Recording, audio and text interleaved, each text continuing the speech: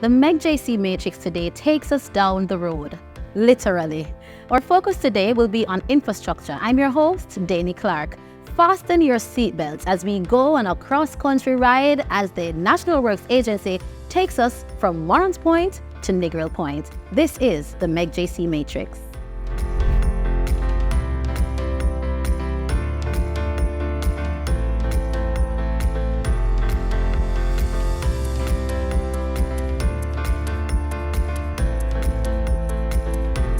Joining us today from the National Works Agency are Mr. Richard McCarge, Director of Major Projects, and Stacey Levante, Senior Communication Officer from the NWA. Welcome, Mr. Richard. I can just call him Mr. Richard, right? For sure. Wonderful. Good to be here. Thank you for being here. And my friend Stacey. Thank you for welcome having me, to the MEGJC Matrix. So, talking about the NWA, everybody wants to know about when their road is going to patch and when they're going to get new road.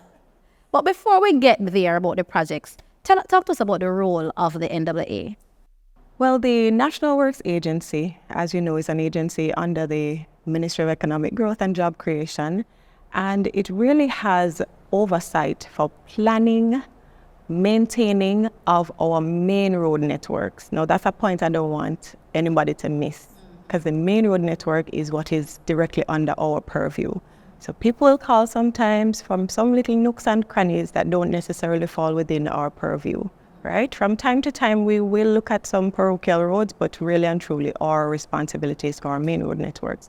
Of course, we're into bridge building and construction of drains and other stuff, but let's focus on the roads for starters. Main road network, our thing. All right, so the parochial roads, persons can talk to the municipal corporation, and of course you have some private entities as well that would own some of those roads from time to time. Not a lot, but it's, mainly the NWA or the municipal corporation. All right, so you hear that? Not all roads belong to the NWA.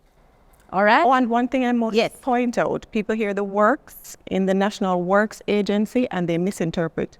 We get calls too for people who want work. No, that's not us. Yeah, man, that's the same thing for MEGJC job. Yeah, no, that's not us. Sorry. But of course, we create jobs. That's because right. we have employed thousands of persons. Yes. So, of course, we are creating jobs. All right, thank you, Stacey. Now, you did talk to us about some of the other things that the NWA is doing, so outside of roads. So now, talk to us about some of the major projects being undertaken. I know you have CAPEX, but before you get to CAPEX, talk to us about some of the other major roadworks that you're undertaking, Mr. Richard.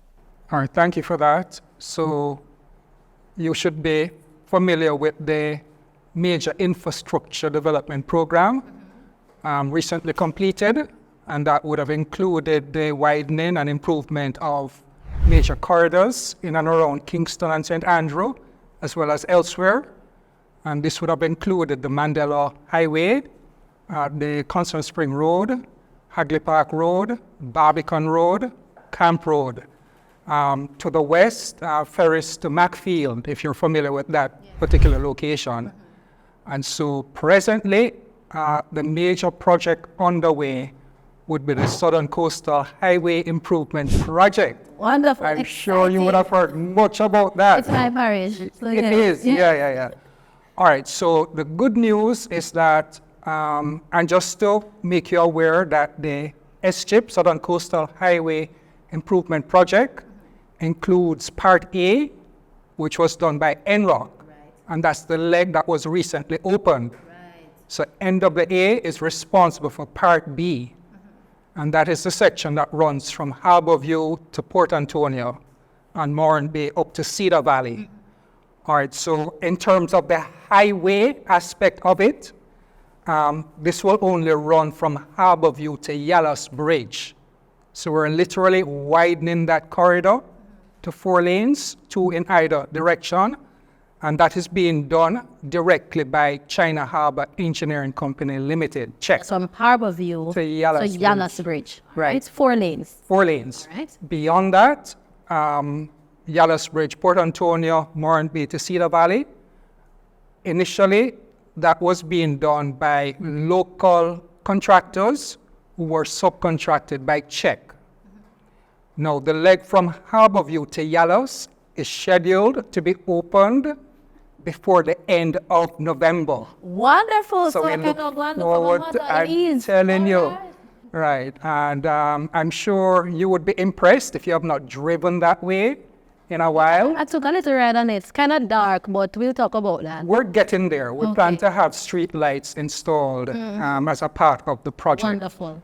Right, so the S-chip is really what the focus is right now. We have upcoming projects which I can speak to as we proceed. No problem. No, there is, as we touch on the ship, especially over in St. Thomas, there were some, and I can imagine that it's within reason, the disgruntled persons about the dust and all of that. Talk to us about some of the actual work that goes into a new roadway, such as the one in St. Thomas. What the things that people can't see. Yeah, so, and this is it. It's not just a new roadway, but we call it integrated development.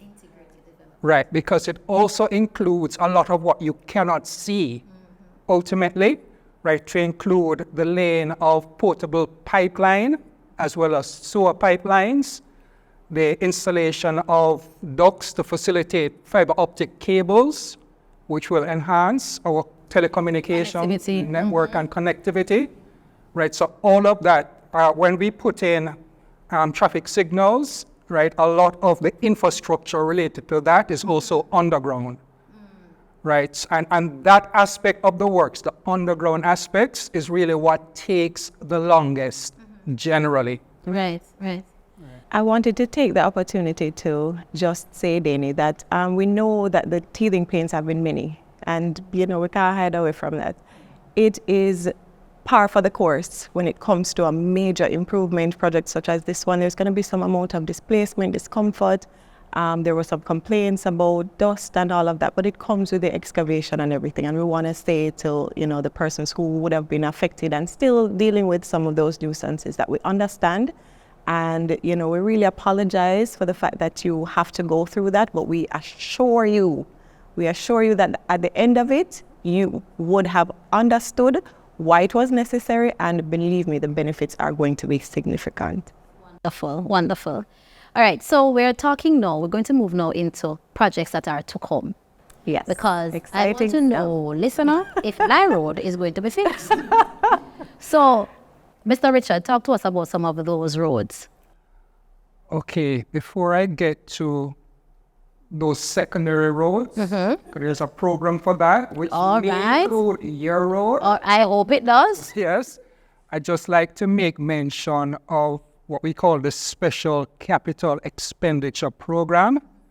Again, this will focus on major corridors in Kingston, St. Andrew, and St. Catherine. And we're talking about, yes, we're talking about road widening, 4 lanes. Wonderful. And again, it's integrated development.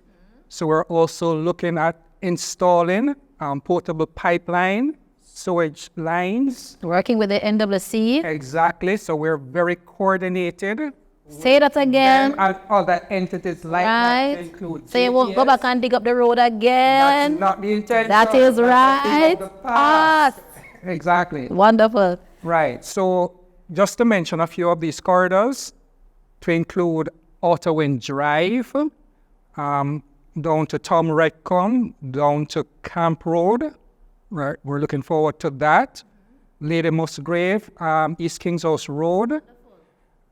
If you're familiar with the Sandy Gully Bridge along Washington Boulevard, we plan to widen that because there is a sort of restriction there.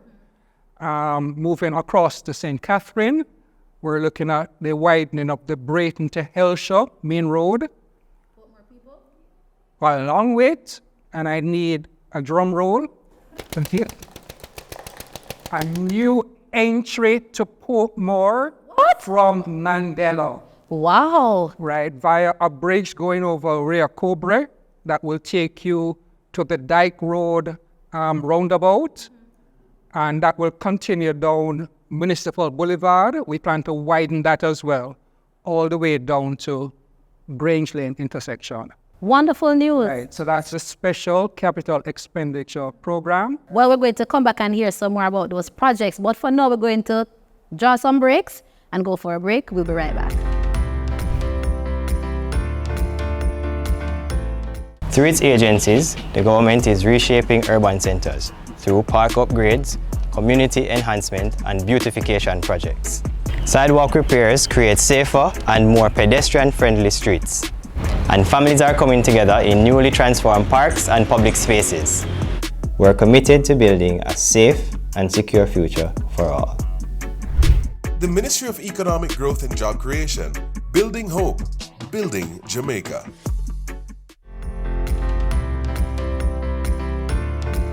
Welcome back to the MEGJC Matrix. We have been having a very insightful discussion with the NWA. Now, I want to know about my road, and I know that you want to know about your road as well. So I'm going to ask them, how is it that you decide which road to fix? Do you pull it out of a hat? Or you have some algorithm that you use? How do you decide which infrastructure project to do? Oh boy, pull it out of our hat. That's interesting. All right, so let us start with the fact that we know our resources are not limitless, right? We have to do the best job that we can with the resources that we're allocated, right? So let's start there. All right, so when we're going to be considering, road improvements or even building of new roads, what we look at, there are a number of factors that go into that particular decision. And one of them would be the road conditions, the existing conditions, right? What are the existing conditions in the particular area that is being considered? What are the safety conditions? What are the safety requirements? What is the traffic volume in that particular area? Is it a heavily trafficked area? Because of course, a major thoroughfare that carries a high traffic volume would need urgent attention. We'd agree, right? We also look at, in terms of our projects, we also take into consideration the concerns of the users, right? The residents. As I mentioned, security is important. So if there's a safety risk, that also becomes a matter of urgency.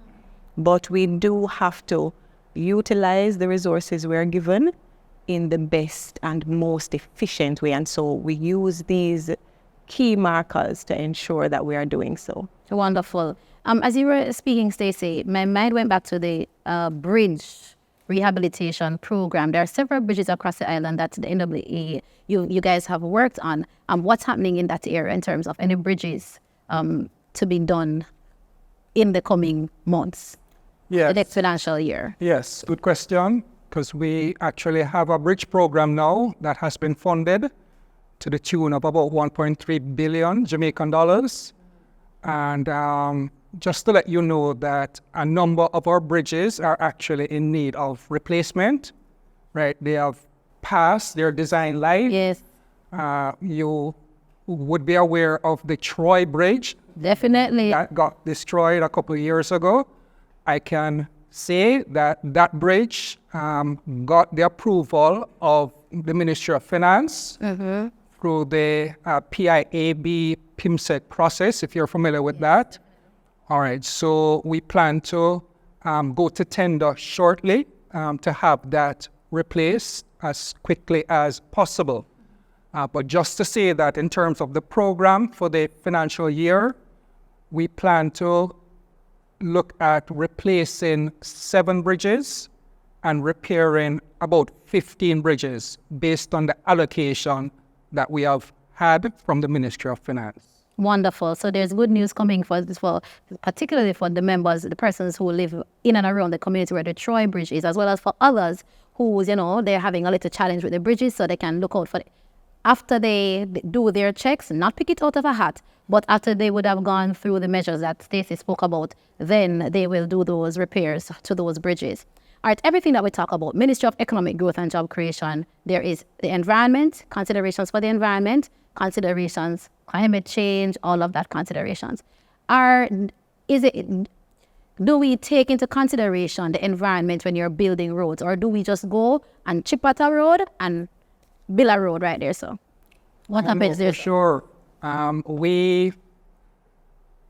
We normally have, at the very least, what we call an environmental screening of projects. just to highlight any issues related to the environment, depending on the nature of the project, the size of the project, and the potential impact on the environment. We have to conduct what is called an EIA, Environmental Impact Assessment. Ultimately, we would have to get a permit from NEPA, right, based on that EIA study. And so, we are regulated in that way, and we abide by the environmental requirements and regulations primarily related to NEPA. We also incorporate in our projects erosion control where that is relevant, right? So we actively really try to build into our project measures that will seek to either protect the environment or enhance the environment. Wonderful. And if you can just explain for our viewers, at what point in the development process does that come? That the EIA, the considerations? That's right at the start. Okay. Right, before boots are on the ground. Right, we have to get that approval. Wonderful. So nobody has to say that, you're building a road at the detriment of the trees, and also to say that the forestry department, for where several projects are coming on board now, and the forestry department will be replanting trees or planting trees along the roadway. So you see, the MEGJC is all about connectivity. NWA working with NWC, and thank God, by the way, and NEPA, and of course the forestry department. So that's wonderful. So now, somebody is here listening and watching. Tell us about this whole idea of roads and national development. I see a road and I can drive on it, but how does that affect me? What impact? Well, listen, the development of roads leads to greater connectivity. Every leg of our commerce in this country relies on our road networks, right? We're not even getting into the major things like access to healthcare and access to education and all of that. That's also a big part of our development. But just think of the main one that you would think of when you think economic growth. You think about movement of goods and access to services. If we have no roads and no bridges to get there, it's a no-brainer. Yeah. Right? So at some point in time, we all benefit from the improvements along our roadway. And you use the term, what was it again?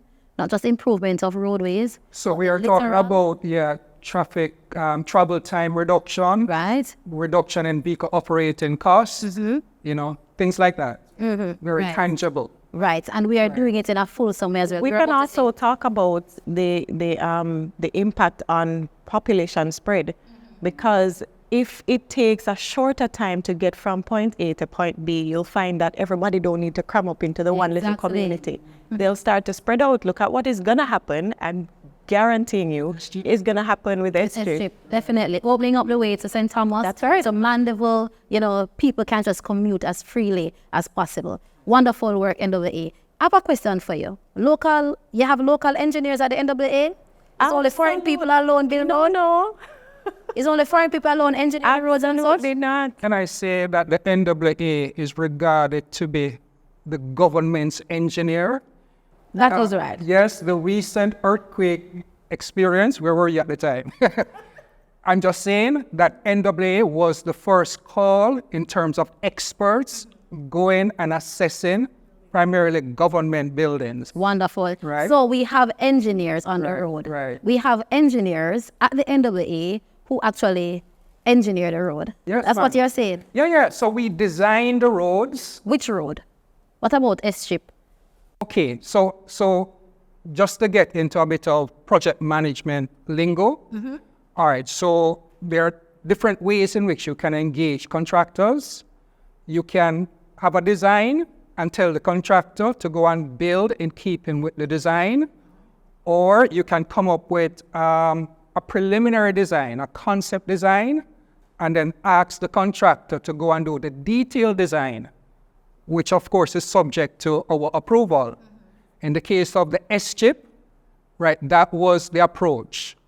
We did a preliminary design, and they were required to do the detailed design, right?